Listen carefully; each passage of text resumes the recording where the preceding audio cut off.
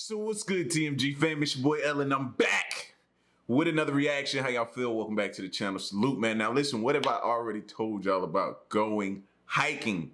You know what I mean? Even if you're the best of the best of the best and you know what you're doing, bro, it's still dangerous. It's still dangerous, man. A lot of these videos and stories, true stories we've heard about these hiking incidents, bro, these people consider themselves the best. The best. You put them out there with a couple cans of food and they gonna survive. You know what I'm saying? Not me though, I'm out. But yeah, man, so Mr. Ballin got a story for us. The title is Don't Go Hiking in Japan's Bamboo Valley. I don't know why I feel like I'm flashing back to a movie clip where somebody was like, Japanese bamboo very strong or something like that. I don't know if that was Rush Hour or something like that, or was it Chinese bamboo? He said something to do with bamboo. It might have been Rush Hour. I can't recall. But anyway, we gonna get into this video, man. And if you're new, hit the subscribe button, join the fam, and let's check it out. Today's story has a big twist at the end that has fascinated the internet for decades. But before we get into today's story, if you're a fan of the strange, dark, and mysterious delivered in story format, then you come to the right place because that's all we do, and we upload 2 or 3 times every week. So if that's of interest to you, please invite the like button over to your house for a pizza party, but then only serve them fermented herring. Also, please subscribe to our channel and turn on all notifications so you don't miss any of our weekly uploads. All right, let's get into today's story.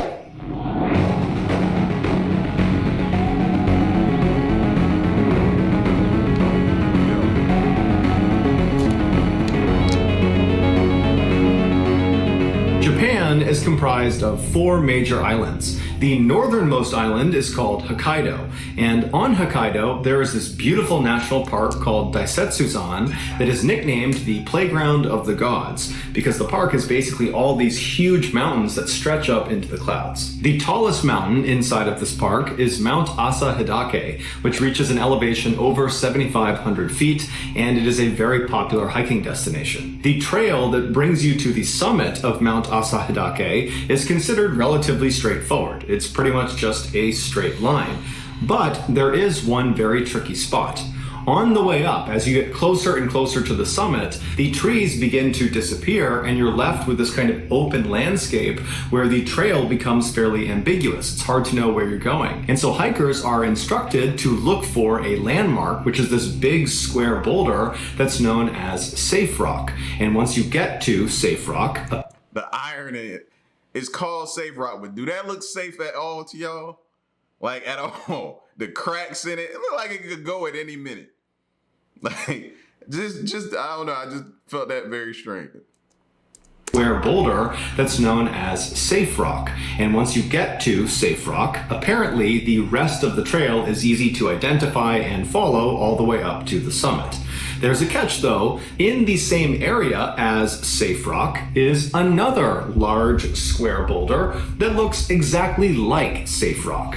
And this imposter is called False Safe Rock. If a hiker confuses False Safe Rock for the real thing and then attempts to take the path leading away from the imposter, they will be led down a path that many people have gotten lost on. At first, it will feel like you are making progress towards the summit of the mountain, but eventually the trail begins to gradually go downhill. Now, you would think that would be a fairly obvious red flag if the trail is going down and you're trying to go up to the summit, that probably something's gone wrong here, you've taken a wrong turn. Right. But put yourself in the mind of someone who's made this mistake. In their mind, they reached the landmark of Safe Rock, although it was the imposter, False Safe Rock, and so they think they're on the right path. And if this is their first time being on this mountain, which a lot of people it is, they probably convince themselves that they've gone the right way and just keep on going. And so if you just keep on going and you don't recognize this mistake, about a mile away from False Safe Rock, you enter into this valley that's completely overgrown with thick bamboo. It's very swampy, and there's lots of very steep cliff drop-offs. And once you go inside of this area, you can't see anything because the bamboo is so tall and so thick. And so it's very easy to get turned around, and it's pretty easy to accidentally walk off of a cliff. And so now let me get this right. You got, you're trying to get to this summit. and you got these two rocks or whatever, you got a 50-50 chance of getting this right. You know what I mean? 50-50. That's like if you go to Vegas and you say, I want to either put it on red or I even want to put it on black. You know what I mean? Like, you got a 50-50 shot. I don't like them. I like above 50%. I like to stay above 50%. You know how in sports they be like, you want to keep your record above 500. Yeah, no, I need better odds than that, especially when you're talking about my life is at stake. Get turned around, and it's pretty easy to accidentally walk off of a cliff. And so over the years, hikers who have accidentally taken the trail leading away from false safe rock have gotten lost in this treacherous area, and not all of them have come back. In July of 1989, two men from Tokyo were hiking up the trail towards the summit of Mount Asadake when they reached what they believed was safe rock. However, it was not. It was false safe rock. And so when they followed the trail leading away from false safe rock, it was not long before they were lost in that valley overgrown with bamboo. That night, when these two men did not come home, their friends and family called the police, and a search was launched for them. Over the first couple of days, there was no luck. They could not find these two guys. They had no idea where they had gone. They looked all over the swampy area, thinking that's where they might be, but they couldn't find them. But then, on July 24th, a helicopter was flying over the mountain over an area that had not really been thoroughly searched. It was just to the east of that valley with all the bamboo where they expected them to be. And this helicopter pilot, as he went around a corner, he got a view down to the midsection of the mountain, and he saw this big, wide open clearing. And right in the middle of this clearing are three huge letters. They are spelled using birch logs, and the three letters are SOS. SOS is an international code used to signal extreme distress. People who go missing or who get stranded somewhere, they will try to spell the three letters SOS as big as they possibly can, and then they will camp out near their signal in hopes that someone will see it and then come and rescue them. This helicopter pilot that's seen this distress signal immediately flew over the letters, expecting to look down and see the two missing hikers from Tokyo. But when he was hovering over the SOS and he's looking down, there was no one there, despite the fact that this was a wide open area. They are not in the bamboo valley anymore. But either way, he signaled to the rest of the search party that he had found their SOS signal, and before long, more helicopters and search teams were brought over to that area. And then several hours later, a search team that was on the ground, who was walking about 2 miles north of this SOS signal, saw these two very haggard-looking guys come out of the bamboo brush, and they come walking up towards them, and it turns out it was the missing men from Tokyo. They were very ragged, they were dehydrated and famished, and they were kind of on the brink of death, but they were alive, and they were extremely happy to have... Gotta be honest, I didn't expect for them to make it out. I didn't expect for that, especially with all the odds stacked against you. What's the chances that, you know what I mean, the helicopter comes over there and sees your SOS distress signal that you built out? What's the odds of that happening? You know what I mean? Like I said, it goes back to the odds, bro. It goes back to odds. And then me, it would have been hard for me to just sit there. You know what I mean? My life's on the line. It would have been hard for me. So telling me to say, hey, man, let's build this SOS signal right here, and then let's sit and wait. Knowing that each day or each hour, each minute that goes by is closer and closer to I'm on the brink of death. So it would have been hard for me to sit there. I would have at least been trying to be, in my mind, I'm telling myself, hey man, you got to try something. You can't just sit here. Don't just give up. Figure it out. Keep moving. Keep going. Something is bound to, you know what I mean? Like, I'd have probably messed myself up. Been found. And so a helicopter was brought in, the two men were flown out to the nearest hospital, and then after receiving medical care, it was determined they would both make full recoveries. Excited by this news, the pilot and some of the other rescuers went to the men's hospital room to pay them a visit. And over the course of their conversation, the pilot brings up to the two men that they were really smart to build that SOS signal, that in fact, had they not built the SOS, it's unlikely anyone would have found them. And as soon as the two men heard this, they kind of reacted to it, they looked at each other, and they looked at the pilot and they said, what SOS signal? Yo, they didn't build it? We didn't make an SOS signal. After asking the men several questions to make sure they really didn't make this signal, the pilot and the rest of the searchers said, we have to go back to the mountain. I was just about to say, as a pilot, you like, now I gotta go back. There's more people out there. Or is it? Or was that somebody previously? They talked about how many people that went down and confused the rocks and then went down the wrong place and never came back. We have to go back to the SOS signal because somebody else has made it and they need our help. And so early the next morning, the searchers went back out to the mountain, back to the SOS signal to scour the area all over again. And shortly after they began this search, one of the searchers found this deep hole underneath the roots of a tree. And in this hole was a backpack. And in this backpack, amongst other things, was a driver's license and an audio recorder. The license belonged to a 25-year-old Japanese man named Kenji Iwamura, who 5 years earlier had been staying at a lodge near the mountain, and one day he had left, and on his way out, he had told the owner of this lodge that he was going for a hike to the summit of Mount Asadake. A couple of days later, when Kenji was supposed to check out of the lodge, he didn't, and so the owner went to his room, he knocked, but there was no answer, and so the owner used his master key, he opened the door, and when he looked inside, there was no Kenji, but all of his belongings were still there.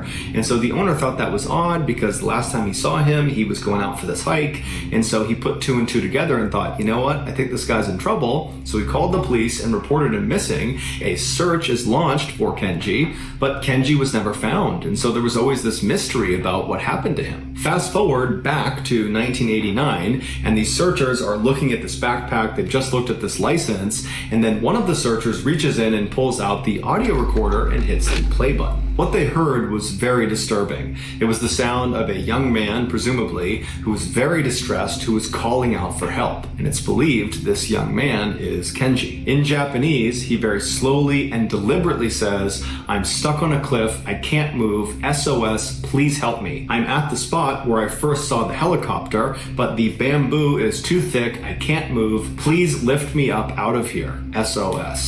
At this point, it seemed fairly obvious to police that based on the proximity of the backpack to the SOS letters and the fact that the recording, which was in the backpack, had Kenji literally saying SOS. He says this on the recording, that Kenji must have been the one who built this SOS sign. He must have built it back in 1984 when he got lost. Or is he? What if somebody before him or after him? Like, man, why? If you know that this hiking trail, to which some of them might not have known, we'll give them the benefit of the doubt. Not everybody probably knew the extent. But for the ones who did know and still, bro, would you still try to do, like, what's the odd? Again, back to the odds. I'm going to keep harking on the odds. And so now that the police believed they had solved the mystery of who built the SOS sign, they now needed to figure out where this person went. Where was Kenji? And so over the next several hours, searchers continued to look around the immediate area of where this backpack was found, and soon they would discover something that, according to police, solved this 5-year-old mystery. They figured out what happened to Kenji. Now, there is no official police narrative, at least not online, that explains step by step what happened to Kenji. So what I'm about to share with you is what I was able to deduce from all of the official reporting that I could find online. In 1984, Kenji left his lodge and headed for the summit of Mount Asahidake, and on the way up, he most likely mistook the false safe rock for the safe rock, and just like the two men from Tokyo would do 5 years later, Kenji went down the wrong path and got lost in that valley covered in bamboo. At some point, Kenji stopped trying to find his way back to the trail and instead tried to just go down the mountain any way he could. And so as he's making his way through this very thick vegetation and this bamboo, he eventually gets to a point where he lowers himself down over this ledge and he lands on this cliff.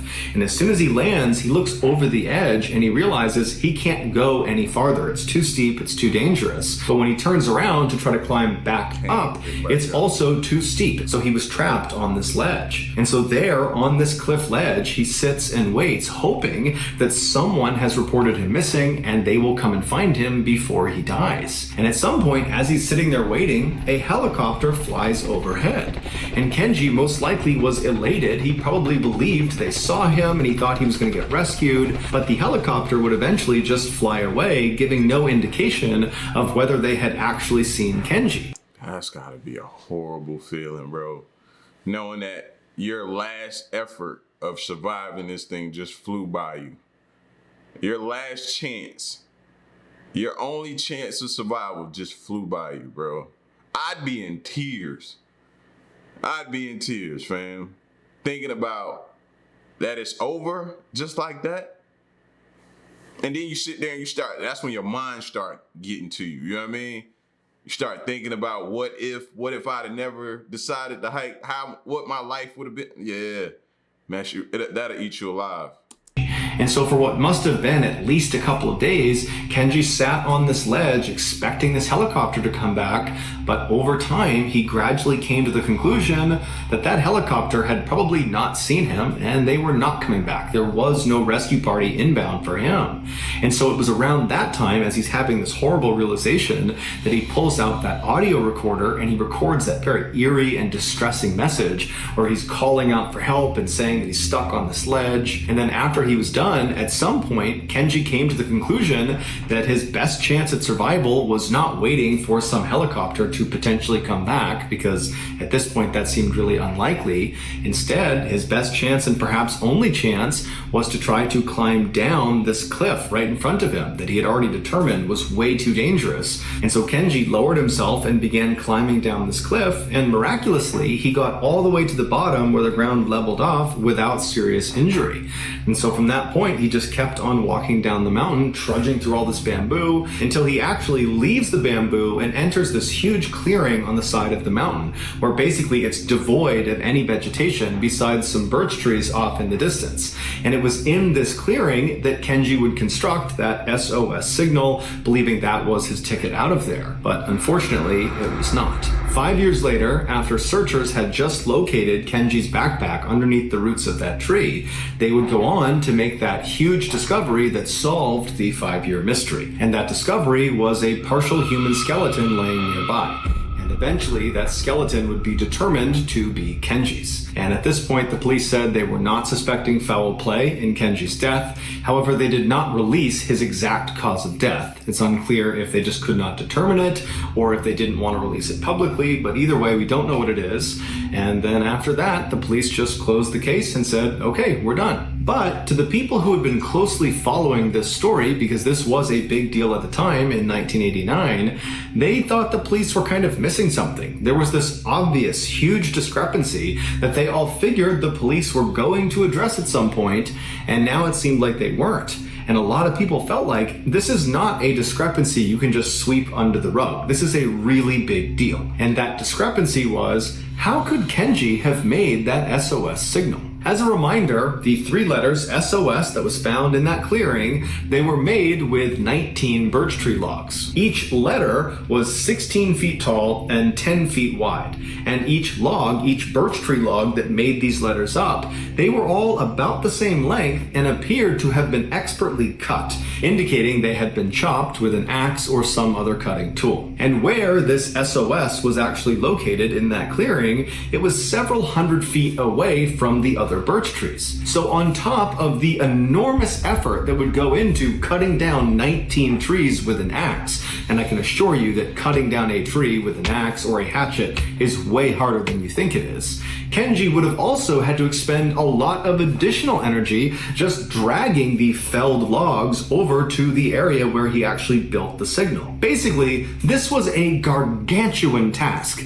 that even for someone who was fit and healthy and strong in the best of conditions, they would still struggle with this. And so the idea that Kenji, after being missing in the wild for several days, he's probably dehydrated, he's famished, he's tired, he's sore, he's scared, he's in the worst possible shape you can be in, the idea that he pulled this off is kind of unbelievable.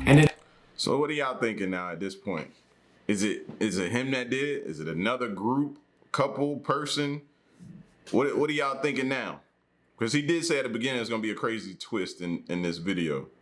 So before we get there, I'm trying to see if anybody got any type of, you know what I mean, conclusions they've come to. I don't at the moment.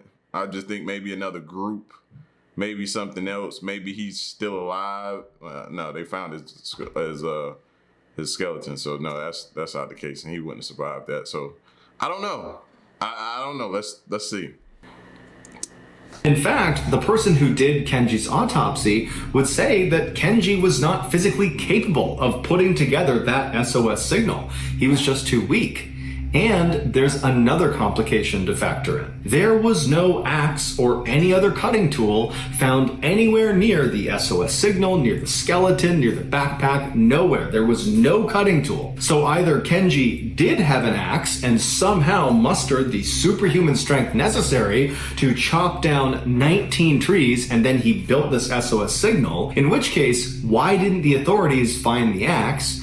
Or Kenji did not have an axe, in which case, why were there 19 perfectly cut birch logs just laying around in an area that virtually no one went intentionally? When the police just would not answer these simple questions about the axe, people began coming up with their own theories as to what happened. The most prominent theory was that Kenji was not actually alone. This would explain how he went about building that SOS signal. He had help. And it would also explain why Kenji's family, when they heard that audio recording for the first time, they said, that doesn't sound like our son. And so according to this additional person theory, that recording wasn't of Kenji. It was of this other person, this additional person. People who subscribe to this theory also point out that originally the skeleton was not classified as belonging to Kenji. It was classified as belonging to some unknown female with type O blood. The media and the public went crazy at this revelation, and very quickly the police were being hit with lots of questions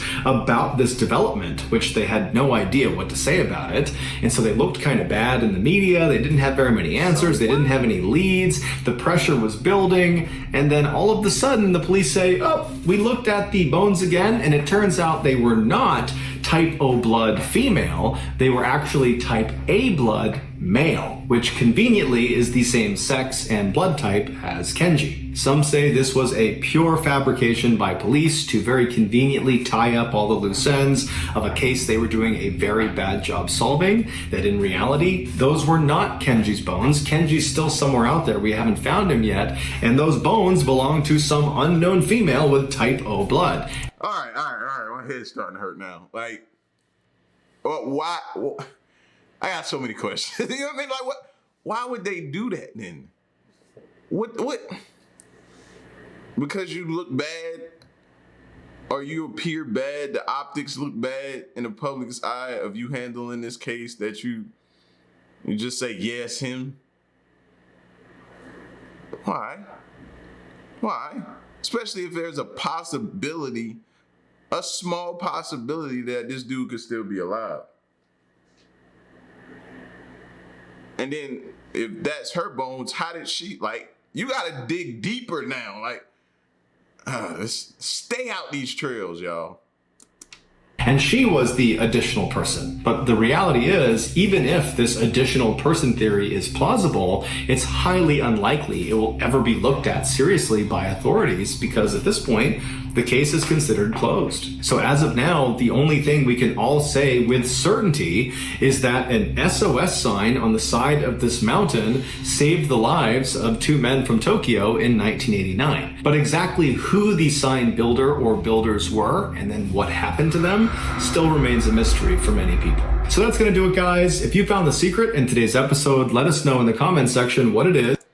Maybe that dude was like their guardian, like the Guardian. You know, the dude swimming in the sea that's going to push you up and hold you until help arrives. Maybe that he was like their guardian in the woods, built the SOS for them so they were able to get saved. I don't know. It's messing me up. But it's one thing for sure, fam. Like, do your research. And even then, man, take into account, bro, you out there outside of your element. It's not your element. You out here hiking in a valley, bamboo valley, or any type of valley, bro, that you haven't done extensive research to the fact that you knew that people are already tried this and they're missing or didn't survive it. Leave it alone, bro. Come on, man. Get on Google Earth or something and just look at it. You know what I mean? Just go that route. hike from the comfort of your own home through Google Maps or Google Earth. I'm sorry. So, but that was a crazy story, fam. Crazy. But somebody had to build that SOS. Somebody did. It's interesting. Well, what's the crazy thing about stuff like this is now to get out, the word to get out about this, and it'll be more people. You think it'll stop people and say, hey, caution, don't do this. No, this will entice people even more to want to go.